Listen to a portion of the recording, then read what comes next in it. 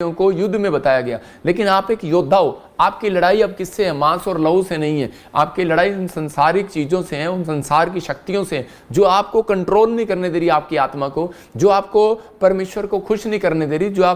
मैं कह रहा हूं कि आप खीर पकौड़े ले जाओ, आप जाओ परमेश्वर के पास, पैसे ले जाओ, दान ले जाओ, परमेश्वर खुश नहीं होने वाला। मैं कह रहा हूं खुश कब होगा? कह रहा है कि जब आप कहते हैं कि आत्मिक जीवन जिएंगे तो परमेश्वर आपसे खुश होगा, याद रखना। तो उसने कहा, कह रहा तुम में से अगर 5 मनुष्य, 5 लोग, कहता 100 लोगों को प्रार्थना करने वाले हो तो 100 प्रॉब्लम को खत्म कर सकते हो, किसी भी व्यक्ति की। कहता अगर तुम में से कोई कह रहा कि 100 लोग अगर प्रार्थना करने वाले हो तो 1000 प्रॉब्लम खत्म।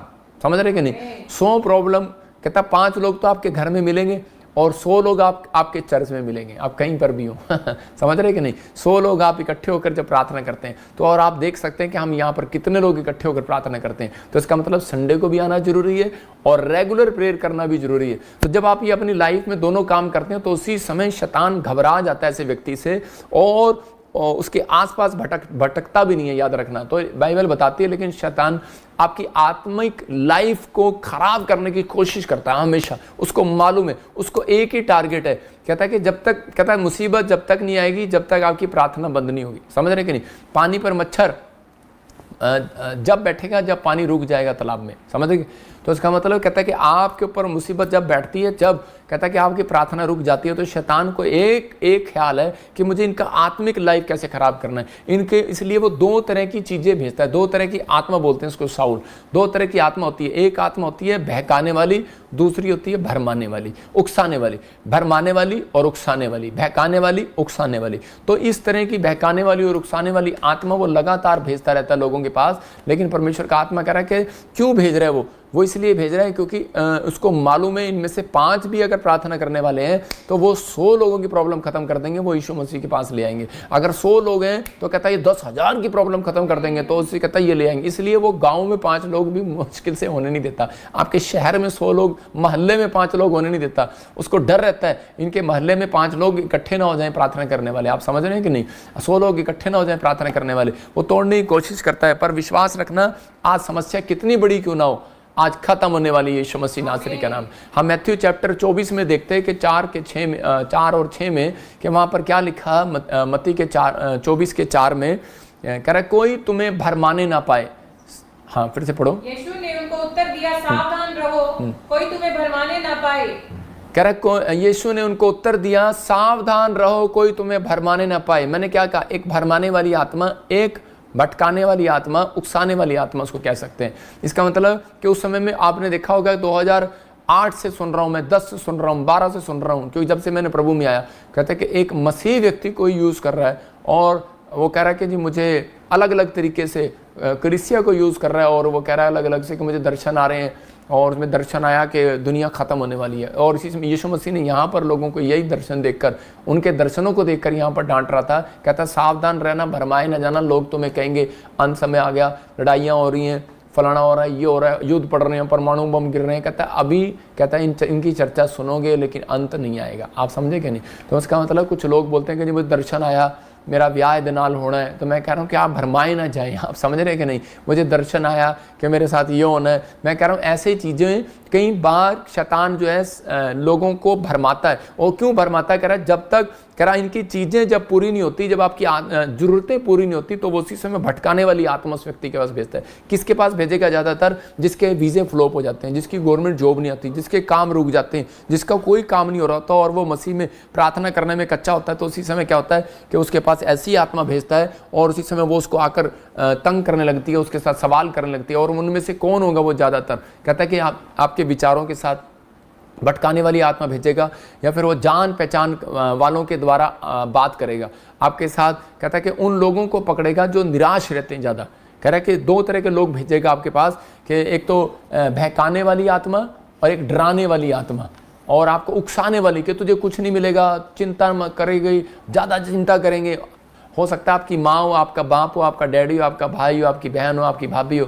ले उकसाने वाली आत्माएं जो होती हैं वो किसी को भी इस्तेमाल कर सकती हैं। लेकिन इसलिए परमेश्वर ने कहा कि प्रार्थना करना और अपने आत्मिक जीवन को संभाल कर रखना, ध्यान से रखना। कि कहता है कि प्रार्थना जो है, कहता है आपको आत्मिक जीवन तक ले जा तो सकती है कि आप लड़ सकते हैं, लेकिन आत्मिक जीवन पर कंट्रोल पाने के लिए आपको प्रार्थना करना पड़ेगा कि परमेश्वर के मेरा आत्मिक जीवन जो है, मेरा करैक्टर जो है, परमेश्वर ये खराब ना हो। और ये नहीं कि भाई आपने प्रार्थना कर ली और छोड़ दिया, उस पर जय आपको पानी है, क्योंकि मैंने यही वचन आपको पढ़ के बताया। उसने कहा करा कि अगर तू कृपा और सच्चाई तुझसे अलग ना होने पाए, इसी के 3 में नीति वचन में कृपा और सच्चाई तेरे से अलग ना होने पाए, मतलब परमेश्वर एक आज्ञा बता रहा है। अगर ये कृपा मतलब कि तू दया करना तूने और सच बोलना ना, अगर दया करना और झूठ बोलना, मतलब कि दया करना हमेशा, और अगर तूने झूठ बोलना छोड़ दिया और सच्चाई के साथ चला, दया किया, तो कहता है परमेश्वर मैं तेरे को एक ऐसा आशीर्वाद दूंगा, कहता है तू सबसे ज्यादा बुद्धिमान होगा,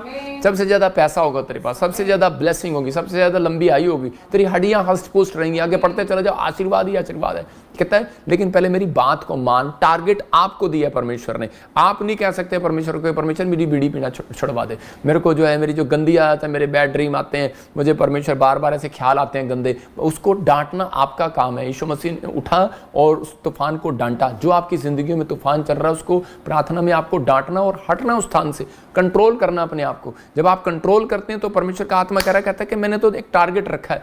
मैं बोलता हूं जैसे अपनी कंपनी में मैं मान लो बैंक मैनेजर हूं और इसे मैं कहूंगा कि इतने इंश्योरेंस करके लाना कि ताकि मैं तुम्हें इस साल में 60 लाख रुपए एक साल का दूं, तो उसी समय और उसके साथ एक कार भी दूं और ये भी दूं, तो टारगेट है, तो उसी समय ज़्यादा काम करेगा। तो परमेश्वर भी एक टारगेट रखता है, कहता है कि जो व्यक्ति पवित्रताई के साथ चलता है, भक्ति के साथ चलता है, आत्मिक जीवन को स्ट्रॉन्ग करता है, कहता है कि वो कह टुकड़े मांगते हुए, दाऊद बोलता है मैंने उसको टुकड़े मांगते नहीं देखा, मैंने धर्मी जन को एक भी टुकड़ा मांगते नहीं देखा।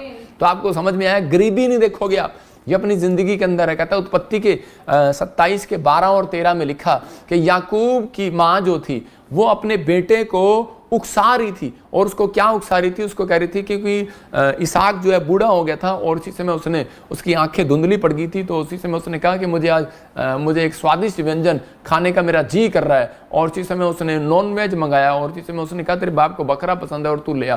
तो उसी समय जब वो खाने लगा तो उसी समय वो अपने बेटे को बुला रहा था एसाव को, और आप मैं तुझे आशीर्वाद दूं एसाव। बड़े होने के बच्चे को आशीर्वाद दिया जाता था, बाप जो देता था उसी समय लग जाता था। मैंने क्या कहा, 100 में से 90% आशीर्वाद परमेश्वर ने अपने पास रखे हैं, 10% माँ बाप के हाथ में भी रखे हैं, तो उसी समय बड़ों के हाथ में रखे हैं, पास्टर के हाथ में रखे हैं, प्रॉफिट के हाथ में रखे हैं, तो आपका जो बॉस है उसके हाथ में रखे हैं। तो उसी समय वो आशीर्वाद दे रहा था उसे, लेकिन उस समय उसकी माँ को पता लग गया और उसने सुना और उसने कहा जा जल्दी कर, क्योंकि वो उससे याकूब से ज़्यादा प्यार करती थी, और उसने उसको कहा, कहता बेटे कि तू जा याकूब की जगह तू बकरा लेकर जा और बना कर लेकर जा। कहता है मुझे तो बनाना नहीं आता। कहता तू पकड़ के लिया, बस बनाऊंगी मैं, और तू जा अपने बाप को दे, मुझे पता कैसे स्वादिष्ट खाता है वो, तो इसी समय तुझे आशीर्वाद देगा। तो वो कहने लगा, कह रहे मम्मी कि उसने तो एसाव को बुलाया। कहता नहीं कोई बात नहीं, तू कपड़े डाल ले और कपड़े डाल और उसके बाद उसके कपड़े डाले चला जा। तो वो कहती नहीं चल कपड़े नहीं देखेगा। कहता लेकिन मेरे बाप की टटोलने की आदत है, और वो ऐसे टटोलेगा उसने मेरा हाथ पकड़ लिया तो पता लग जाएगा, क्योंकि उसके शरीर पे बाल है और मेरे शरीर पे बाल नहीं है। कहता है कि पता लग जाएगा कि भाई क्या है क्या नहीं, वो एक चीज़ों में फ़र्क है। तो उसी समय उसकी माँ कहता है कहीं ऐसा ना हो आशीष के बदले मेरा बाप मुझे शराब दे दे। तो उसकी माँ देखो इस वचन में क्या करी, 27 के 13 में कह रही है कि वो शराब तुझे नहीं मुझे पड़े। कहता है तू जा, झूठ ही बोलते हैं कि मैं हाँ एसाव हूँ। कौन है ये? इसका मतलब कि आज क्या हो रहा है, आज मैं कह रहा हूँ कि लोग ऐसे पैसे के पीछे भाग रहे हैं, गाड़ियों के पीछे भाग रहे हैं, नौकरी के पीछे भाग रहे हैं, झूठ पे झूठ, झूठ पे झूठ, जो दिल में आ रहा है झूठ बोली जा रहे हैं, जो आ रहा है वो काम कर रहे हैं और बोलते जा रहे हैं, करते जा रहे हैं, बस अपने आप को महिमा पाने का घमंड करते जा रहे हैं। मैं कह रहा हूँ हो सकता है कि ये कलीसिया में भी चल रहा हूँ, सेवकाइयों में भी चल रहा हूँ और जगह जगह भी चल रहा हूँ, ये अपने आप को दिखाने के लिए अच्छा, मैं बहुत अच्छा हूँ, मैं बहुत साधारण, मैं बहुत अच्छा प्रचार करता हूँ मैं, या फिर बहुत अच्छी भविष्यवाणी करता हूँ मैं, बहुत अच्छी जगह में ये काम करता हूँ। लेकिन कई बार कहता है कि हम आत्मिकता में गिर जाते हैं, झूठ पर झूठ बोलते हैं। आप समझ रहे कि नहीं? तो परमेश्वर का आत्मा कह रहा है, कहता है कि कुछ वचनों से आपको बता रहा हूँ, कह रहा है उकसाया इसकी माँ ने, लेकिन उस समय में कह रहा है ये डर गया और उसी समय इसने अपनी माँ को मना किया, लेकिन इसकी माँ मानी नहीं, कहती जा। मैं आपको बता रहा हूँ, देखो प्रकाशित वाक्य 22 के 15 में क्या लिखा, कह रहा है झूठ के चाहने वाला, रेवलेशन चैप्टर 22 में उसके 15 में लिखा, झूठ के चाहने वाला और गढ़ने वाला दोनों स्वर्ग नगरी से बाहर होंगे। मतलब एक नहीं, दोनों। मतलब जो झूठ को बना रहा है और जो झूठ को उससे कहलवा रहा है, तो दोनों के ऊपर कह रहा कि परमेश्वर का आत्मा कहता है कि मेरा हाथ उनके ऊपर नहीं रहेगा, दूर हो जाएगा। कहता है कुत्ते, जादू टोने, व्यभिचारी, मूर्ति पूजक, हर एक झूठ का चाहने वाली ले आए तो उसी समय आपको गुस्सा आएगा। तो ऐसे ही जिसने, हम बोलते तो हैं पति तपावन परमेश्वर, तो उसी समय लेकिन परमेश्वर को ऊपर देखते हैं, लेकिन हम कहीं भी किसी चीज़ में भी परमेश्वर को बना देते हैं तो उसको क्रोध आएगा। तो यहाँ पर कह रहा है कि झूठ का चाहने वाला, झूठ का गढ़ने वाला, कहता है चाहे वो कोई भी हो, कहता है कि वो बाहर रहेगा। कह रहा है जो गलत शिक्षा दे रहे हैं वो बाहर रहेंगे। परमेश्वर का आत्मा उन लोगों से बात करता है, लेकिन याकूब का रिजल्ट देखो क्या रहा। याकूब का रिजल्ट ये रहा, उसने आशीर्वाद तो ले लिया झूठ बोलकर। आज हो सकता है, कहता बहुत सारे लोग धोखे से करें कि वो दिखाने को कि मैं इसके चैनल से आगे निकल जाऊं, मैं इस मिनिस्ट्री से आगे निकल जाऊं, मैं उस पास्टर से आगे निकल जाऊं, मैं उस विश्वासी से आगे निकल जाऊं, मैं इस गवर्नमेंट जॉब वाले से आगे निकल जाऊं, मैं ज़्यादा धन कमा लूं, मैं इससे अच्छी गाड़ी ले लूं।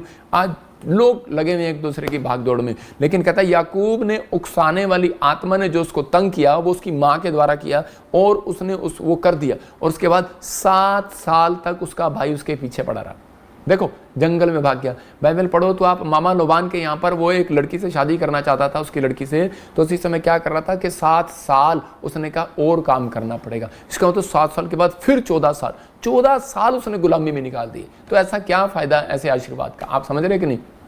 तो लेकिन हो सकता था कि वो आशीर्वाद उसको पहले भी मिल सकता था, लेकिन कुछ लोग गलतियों के कारण, आज्ञा ना मानने के कारण, मूसा के साथ जब वो इजरायली चल रहे थे, वो जंगल सिर्फ जो है वो 11 किलोमीटर दूर था और वो सिर्फ जो है वो, मैं कह रहा हूँ कि वो 40 साल का सफ़र वो 40 दिन में भी तय हो सकता था, 40 घंटे में भी तय हो सकता था। लेकिन वो इतनी लंबा सफ़र कैसे हो गया। आज बहुत सारे लोग मसीह तो हैं, लेकिन उनको आशीषें मिलने में कहता है कि उनकी दूरी क्यों है, दूर क्यों होता है, वो धीरे धीरे इतना टाइम क्यों लगा रहा है। परमेश्वर कई बार किसी व्यक्ति को मजबूत कर रहा होता है, अच्छी बात होती है, लेकिन कई बार कह रहा है परमेश्वर उन लोगों को तैयार कर रहा होता है कि ये व्यक्ति समझ जाए मैंने क्या गलती की है, लेकिन हम समझ नहीं हो रहे होते और उसी समय हम उस चीज़ के पीछे भाग रहे होते हैं। तो पवित्र आत्मा चाहता है, कहता है कि आपने देखा होगा ज़्यादातर कहीं कुछ चीज़ हम बनाना चाहते हैं नहीं बन पाती है, कुछ चीज़ करना चाहते हैं वो नहीं हो पाती है, उसमें रुकावट है। हम कहते हैं शायद परमेश्वर की इच्छा नहीं थी, लेकिन क्या है कि परमेश्वर जानता है इन चीज़ों को, इसलिए हम हाथ उठा के हमेशा कहें परमेश्वर के भटकाने वाली आत्मा मेरे जीवन से दूर हो जाए, यीशु मसीह का नाम, मेरे बच्चों से दूर हो जाए, मेरे परिवार से दूर हो जाए और मेरी प्रोग्रेस होने पाए, मेरी स्पिरिचुअल लाइफ बढ़ने पाए और मैं आशीष को फिर से देखने पाऊँ, यीशु मसीह का नाम। चाहे आपका नाम खुशवंत हो, खुशबू हो, बबलू हो, टबलू हो, चबलू हो, कुछ भी नाम हो आपका, लेकिन परमेश्वर को परवाह नहीं है कर आपका नाम क्या। परमेश्वर कहता है कि आपको देख रहा है आपके अंदर आत्मिक जीवन कैसा है। आपका आत्मिक जीवन अगर सही है, आपका चरित्र सही है, तो परमेश्वर खुश हो जाएगा। और कहता है कि वो बाइबल में लिखा, एक जगह पर लिखा, वो नए लोगों के लिए है, कहता है जो नए प्रभु में आते हैं, कहता है वो मांगोगे दिया जाएगा। कहता है लेकिन पुराने लोगों के लिए क्या है, जो प्रभु में होकर आत्मिक होकर चल रहे हैं, तो यिर्मयाह को कहा, कहता है तेरे मांगने से पहले मैं दे दूंगा। इसका मतलब कि उसने अपनी भक्ति की है, उसने अपना जीवन परमेश्वर को दिया। और आपने अगर अपना परमेश्वर को जीवन दिया तो फिर आप क्यों चिंता करते हो संसार के लिए कि मुझे घर चाहिए, गाड़ी चाहिए, फलाना चाहिए। पास्टर जी आपको पता ही है, खर्चे के लिए, आइसक्रीम खाने के लिए, कंघी करने के लिए, आपको पता ही है कि मार्केट में जाने के लिए आजकल सब कुछ चाहिए। लेकिन परमेश्वर का आत्मा कहता है कि वो चिंता परमेश्वर करता है, आपको इस चीज़ों का ध्यान रखना है। लेकिन अब उसने अपनी लाइफ को जो है, याकूब ने एक अच्छा काम किया कि उसने अपनी लाइफ को खराब नहीं होने दिया। वो समझ गया, लेकिन अपनी प्रेयर को नहीं छोड़ा उसने, क्योंकि वो जानता था 5 लोग प्रार्थना करने वाले हैं, तो कहता 100 प्रॉब्लम खत्म। तो लेकिन उस बंदे ने अपनी प्रेयर करने को नहीं छोड़ा और परमेश्वर ने उसको आशीर्वाद दिया। कह रहा है कि वो उसकी प्रेयर उसको आत्मिक बना के रखा। उसने दूसरा काम किया कि उसके बाद कहता है कि वो अपनी लाइफ में कभी उन चीज़ों में नहीं गिरा जो उसको गिरना चाहिए। हो सकता था कि वो अपनी गरीबी में चोरी कर सकता था, अपने मामा लोबान का सिर पाड़ सकता था, क्योंकि उसने उसके साथ धोखा कर दिया, फ्रॉड कर दिया, उसके पशु के साथ, उसकी पत्नी के साथ, उसके परिवार के साथ फ्रॉड कर रहा था। तो उसी समय लेकिन वो कर सकता था, भाग सकता था, गिर सकता था, लेकिन उसने अपने आप को संभाल कर रखा कि मैंने अपना जीवन परमेश्वर को दिया है, मैं परमेश्वर का भय मानने वाला व्यक्ति हूँ। परमेश्वर का आत्मा उन लोगों के जीवन में अद्भुत काम करना चाहता है। कह रहा है कि जो विश्वास के साथ आगे बढ़ते हुए चले जाते हैं। मैं एक वचन पढ़ रहा हूँ आपको, कहता है कि अगर आपको विश्वास नहीं है, कौन गिरते हैं, किनकी प्रेयर लाइफ कमजोर होती है, जिनको ये विश्वास नहीं है कि शायद परमेश्वर मेरी ज़िंदगी में काम करेगा या नहीं करेगा। सबोदेशय की किताब उसका 10 का पहला पढ़ूंगा। लेकिन उन लोगों की लाइफ में प्रेयर लाइफ कम हो जाती है। कब कम हो जाती है कि उनको लगता है कि मैं इतने साल से लोन मांग रहा था, हुआ नहीं, इतने साल से विदेश मांग रहा था, हुआ नहीं, इतने साल से मैं पैसा मांग रहा था, हुआ नहीं, अब क्या फ़ायदा प्रार्थना करने का। तो उनका लेवल को उन लोगों को चेक करता है, उन लोगों के पास भटकाने वाली आत्मा भेजता है। बाइबल बोलती है